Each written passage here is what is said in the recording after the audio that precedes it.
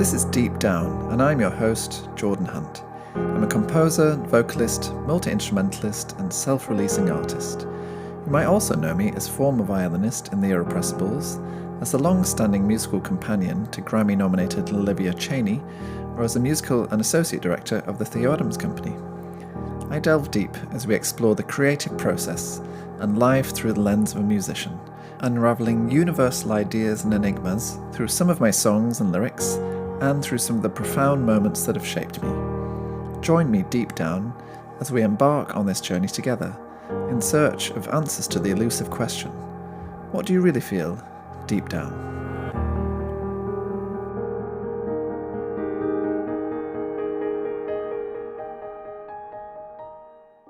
In a chaotic and noisy world, I'm sure most of us have felt overwhelmed at some point.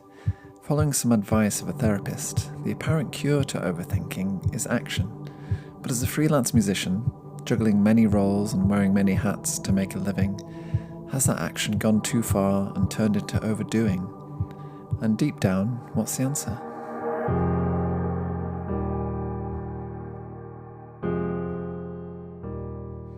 Welcome, listeners. Thanks for joining me deep down for another episode of insight and revelation into the life and mind of a professional musician.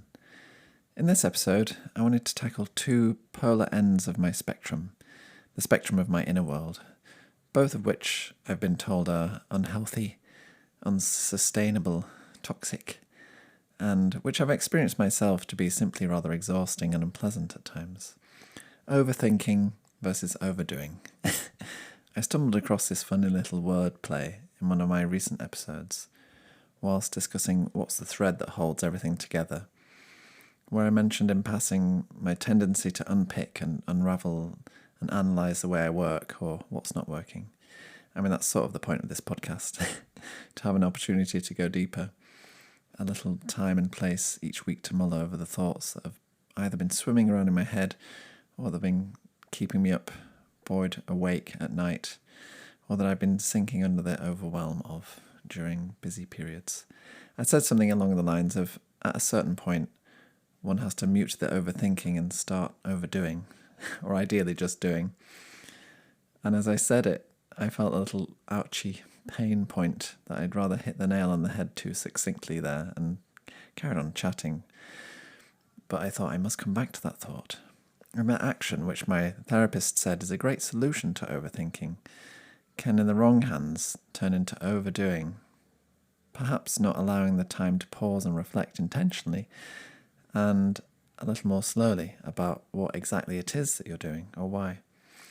And I'm sure we all have these moments in life where we just have to put our heads down and get on with things. There simply isn't time to navel gaze or pause to reflect on why we're so busy in the first place, so I hope you can relate.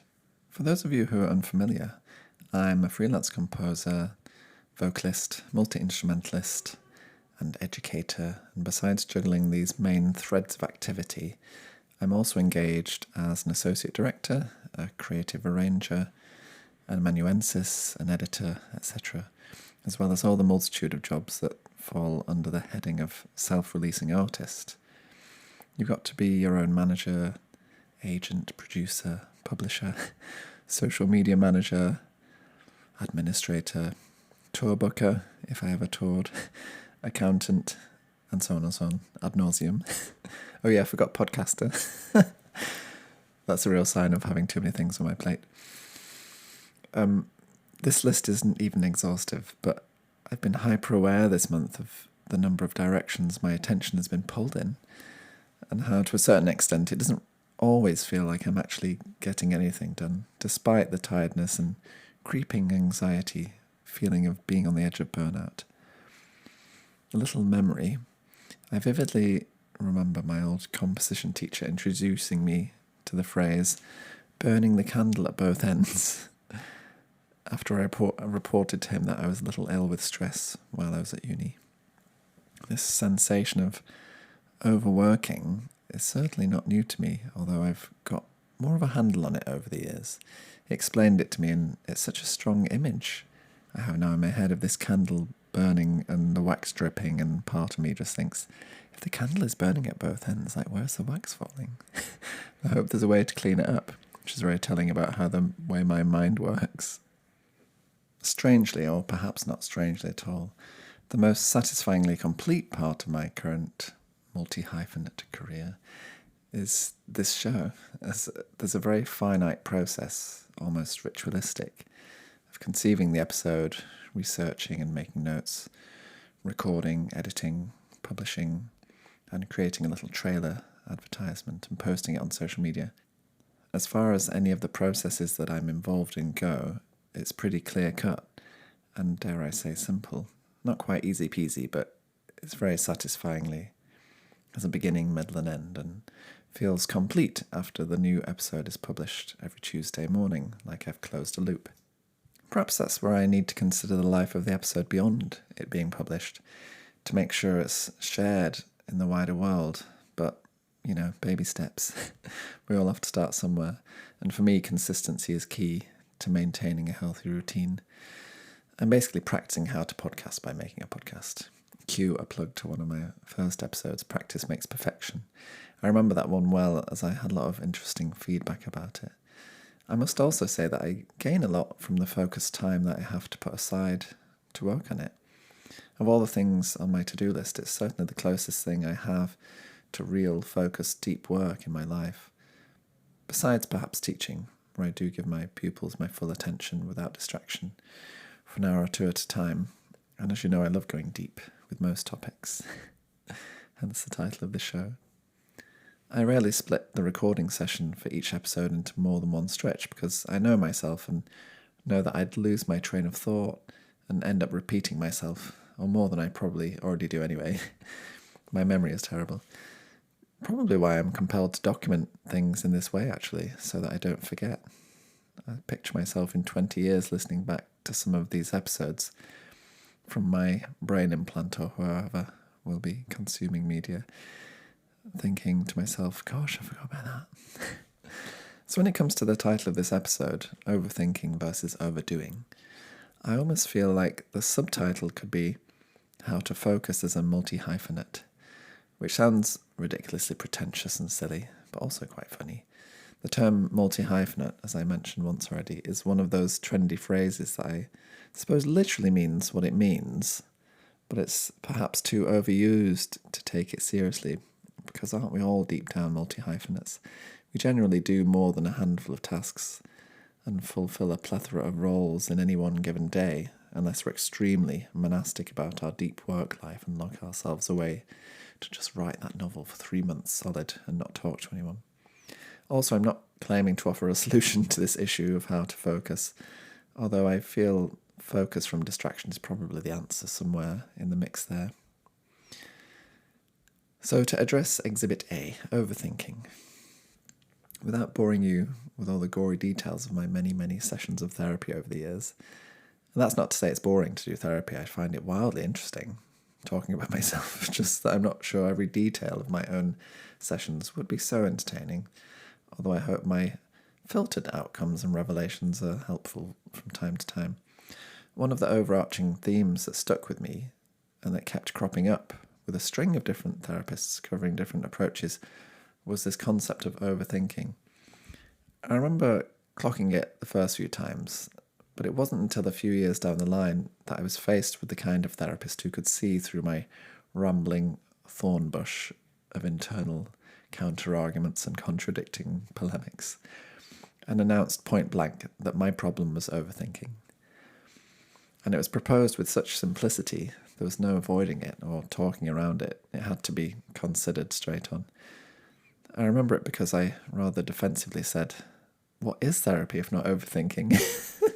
Which made him laugh and made me laugh, because of course at the time I thought I was right. But he very simply laid out for me the differences between useful, productive thinking about a problem or issue and overthinking, both as worry about the future and rumination about the past. The main issue being that unless that thought is somehow held or intentional or boundaried, that it's really not helpful. It's just a cycle of uncontrolled thoughts that lead to anxiety or depression or both. It really took a few weeks to sink in for me to really understand what he was saying. I just couldn't wrap my head around the fact that all of this talking and thinking we were doing in sessions, i.e. thinking deeply about specific issues, was different to the unhelpful behaviour of overthinking that he'd diagnosed me with. It's almost like one of those magic eye pictures from the 90s, where in order to see the image hidden within the blobs, you have to soften your gaze and let go to see through the visual noise at what lies beneath. I could never do those, funnily enough.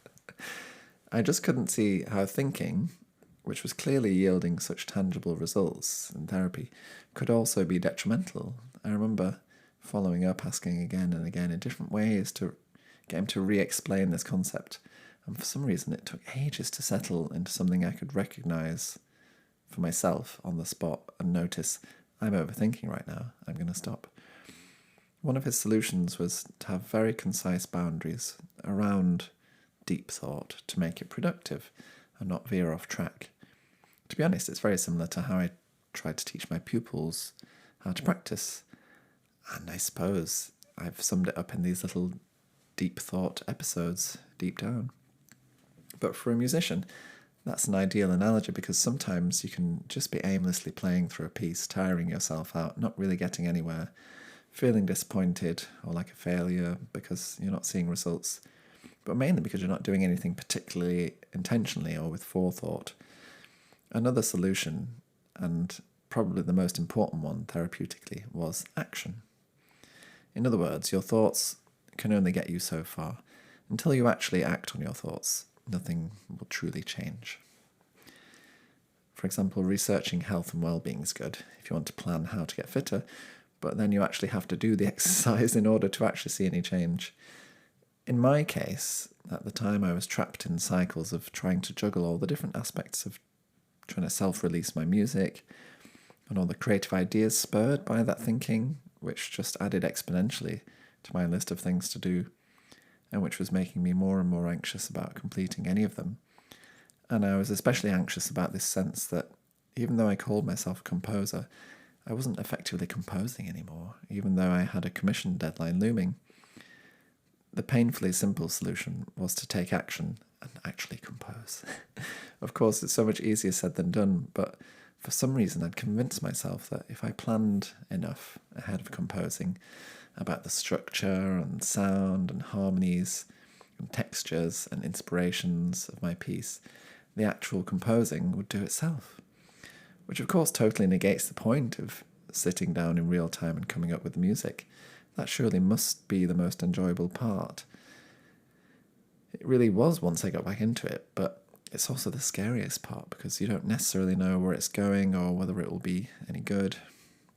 Luckily, the feeling of satisfaction and accomplishment that came from having something on paper to edit overrode the fear of whether it was any good, because at least I could chip away on the page and refine it. Whereas in its previous state, where it existed only in my head, I couldn't very well chip away at an imagined proposition of a piece that didn't actually exist and hadn't been tested out loud. My inner ear is good, but I'm not Mozart. I don't have complete symphonies swimming around in my head simply to be transcribed. These days, I think I'm pretty good at spotting the difference. And even though sometimes there's a voice in my head that thinks it's absurd to set a timer if I'm going to want to think about something, it really does help me from getting lost in the weeds of thought in an uncontrolled spiral by saying to myself, I'm avoiding thinking about this thing, I'm going to think about it for 5 minutes and then do something else. Or I'm going to think about it while I'm washing up, which is, sort of a predefined amount of time. So that's the tip of the iceberg of overthinking. Thinking is good. Thinking deeply is great. Overthinking, not good. Let's consider Exhibit B, overdoing. Musicians are very good at multitasking by nature, I think. We literally are doing many things when we read and play a piece on an instrument. I've had many chats with pupils who feel like they're cheating if they play by ear, or are frustrated that they're not sight reading quickly enough or whatever. And I try to break down for them that the music on the page really is just a way of communicating the music from the composer's head to a player to bring it to life in the real world. It's just an aide-memoire. And as a classically trained composer who, on rare occasions, has been distracted by notation over how the music sounds, I feel that it's now quite a breakthrough for me to acknowledge that notation is not the point. The reason I mention this is because essentially when a musician's sight reads, it's like an actor at a script reading. Most people can read the words, and the majority of people could read the words aloud, however uncomfortable it may make them feel. But a trained actor has the extra instinct and skills to be able to read between the lines and make those words on the page come alive through interpretation. And it's much the same in music when you have a score, and ideally you're not just reading the notes and rhythms and dynamics and articulation and phrasing and pedaling and playing them correctly. You're then also reading the bigger picture of how this is paced and sits within a phrase, and referring to all the music you've ever played or heard before and navigating your own technical flaws to try to figure out workarounds if necessary to get the musical idea across, and trying to take risks with your own technique to challenge yourself and grow. It's a lot to juggle, and we so often rely on our instincts and ears to do a lot of the heavy lifting, as the processing speed of reading can limit the musicality. So we draw on what we've played before and our own unique style to help cement and fill in the gaps. This is what I mean by multitasking. And when you're a beginner musician trying to learn all the right finger positions and arm shapes and physical specifics of just making a noise, it's an even more intense amount of concentration. Somehow this innate ability to multitask means that we, or I, might then have a tendency to continue doing this in day-to-day life, juggling more than one job at a time. For a freelance musician, it's certainly common to have multiple jobs in a week, if not in a day, and so it's almost second nature by the time we're a couple of years into a career to be so used to this way of working that we don't even notice how anxiety-inducing it can all be. In fact, if I think back to my 20s and early 30s, most of my friends, musicians or artists or otherwise, had a very similar schedule. And it was always so fascinating to meet someone whose occupation and social habits were more simple and focused and unchaotic. I possibly felt, how do you only do one thing? Don't you get bored? But I really long for that kind of simplicity now. I mean, I'm sure it's relatable to most people that we often put too much on our plate in terms of commitments and plans and ambitions and activities. Of all my pupils on my roster, there's generally at least a handful who are taking a pause because they simply have too much going on in their lives to commit to weekly or even fortnightly sessions. I understand that they want to be present and make sure they're getting the most out of their lessons by having time to practice in between. And as I'm in this particularly busy patch at the moment, it always seems to be spring and autumn when everything happens. I'm really taking a moment to take stock of everything I've committed to in order to make sure I can still enjoy everything that I'm doing. The painful thing is that there isn't one thing on my list that, given more time, I wouldn't thoroughly enjoy doing, and I'd be hard-pressed to let any of them go. But unfortunately, they're all happening in the same month or the same week, or even the same day in some cases. And so my brain is split in multiple directions, and I doubt whether I'm really doing any of them very well, never mind enjoying them. I'm reticent to list an example of overdoing for me because I have no interest in trying to prove my busyness, but suffice to say that it's reached the point that on some days I may have an uninterrupted 7-hour stretch of teaching after a half-travel day back from tour, where snacks are lovingly dropped off to my little teaching room by my partner and I have to schedule bathroom breaks in advance. Even I realise that that's a pretty ridiculous situation to put myself in, but for some reason it seems to be the only solution to the current dilemma of remaining committed to all my pupils and managing to get all the basics done, and also remaining committed to my friend Olivia, who I'm touring with, which comes with a predefined schedule. I mean, there wasn't one day last week where I was travelling from station to venue to on-the-road accommodation to station to lesson where I wasn't walking at double pace, simply because there aren't enough minutes in the day to fit it all in otherwise. And of course, when it comes to post-show socialising or pre-show dining bonding time with the band, I have zero brain space left for anyone else, and I just have to be alone to stay sane, which, although I enjoy, doesn't feel like the most joyful option. It doesn't feel like I'm very present in whatever city I am, enjoying that specific experience. I can hear myself from the outside, and I can almost hear you saying, just say no. Just don't take on that extra thing, or just shave off the extra effort. But my MO is so ingrained that instead I end up living on adrenaline, anxious of impending stress-related body-based illness due any minute now. It seems that as an antidote to overthinking, action is useful, but overdoing just tips us back to the other end of chaos, internal or otherwise. It's very much like the circle of joy and suffering that I mentioned in a recent episode, that overdoing at one end of the line of the spectrum and overdoing it at the other end. And it could be seen to meet in the middle, opposite sides of a circle of balance, and neither of them serves us particularly well. For me at the current time, the only way forward is to schedule in a pretty extreme manner to make sure everything gets done, and giving myself enough time to sleep, and to try to resist the wishing to be on the other side of this period, because I truly don't want to wish my life or time away. I want to be fully present.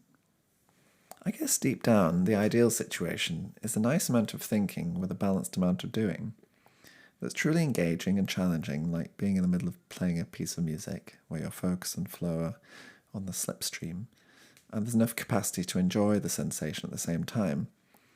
That sublime riding the cusp of ecstasy and danger, or of anything going wrong. And I'm so grateful for all the opportunities I have and all the work sent my way. And in some ways, I've never felt more alive, with such a sense of purpose to get up each day to tackle the new challenge. I'd just like a little more time to enjoy it all. I realise, to a large extent, I have this sort of ingrained fear of money issues. Having grown up with very little, I find it very difficult to say no to work. And there's something about that kind of responsibility of keeping a roof over my head in a freelance career, which is very unstable, that definitely compels me to say yes, even though my body might be crying out for me to say no. I was at an arty dinner the other day where I was playing violin to accompany my friend Sir Norman Rosenthal as the entertainment for the artist Georg Baselitz, and I was seated at the table, hyper-aware of my privilege to be in the room at all, and yet utterly exhausted, with next to no small talk up my sleeve. And one of the other guests asked, quite generously, but kind of poking fun, "What do you do for fun?" And I thought, sleep. And any other idea that sprang to mind on the spot, going grocery shopping with my partner, or weeding the garden, or reading my book, seeing a friend over a tea for an emotional debrief, all sounded rather too lame and tame for a fun society dinner. So I tried to make light of it and deflected, but it really made me think afterwards, do I not have time for fun? And after a show this week in Manchester, playing with my friend Olivia on her UK tour, I got to see one of my oldest friends from school, Jonathan, who'd come to watch the show. I don't think he'd ever seen me play before, and although we only had 15 minutes to catch up before the venue was closing, and I had to make a trek back to my accommodation that night, it was so energising and life-affirming to see him and laugh solidly for 15 minutes, as though we'd only chatted the day before, and if only that were the case with our schedules. But it really was so fun to see him and to remember how much I love my friends and how much fun I can have in the right context. Sort of threw light onto the fact that maybe I hadn't been having that much fun the rest of the time. Not to say that touring isn't fun, but, as an uncle and godfather to several children, I'm acutely aware that my schedule and sleep pattern is nowhere near as intense as that of a parent, and it really gives me perspective about just how amazing my single mum is, having brought up me and my sister against all the odds of our impoverished start in life, and how amazing all my friends are who have kids of their own now. I really don't know how they juggle it all. Have I added any value or insight to this idea of overthinking versus overdoing? Have I just slipped into my old pattern of overthinking, but out loud on a podcast? I think the great thing about these episodes is that there's a finite container for my thoughts, which means at the end I can close my laptop lid and put it to sleep for a moment, only to come back to it a few minutes later to do all the other administration around the podcast. I suppose my advice is, if you find yourself a little anxious or depressed and you're stuck in your head, try making a move and acting upon those ideas rather than just thinking about it. And if you find yourself in the habit of overdoing, like me, then try to remove things from your schedule and find time to just be. It's definitely much easier said than done. It reminds me of an astrological reading I had of my birth date once. It said something along the lines of, remember, you're a human being, not a human doing. Talk about a self-fulfilling prophecy. And if you're an overthinker and overdoer like me, then God help you. Why not start a podcast too?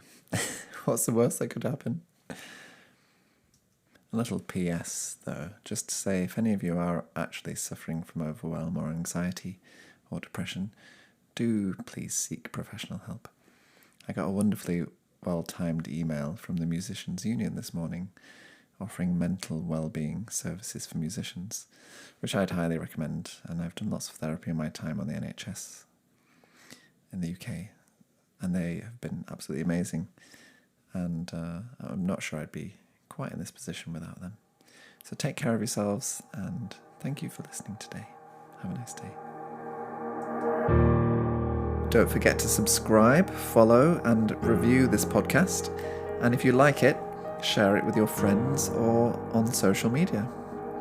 You can find me on all social platforms by searching at Jordan Hunt Music, and you can listen to my music on all good streaming services.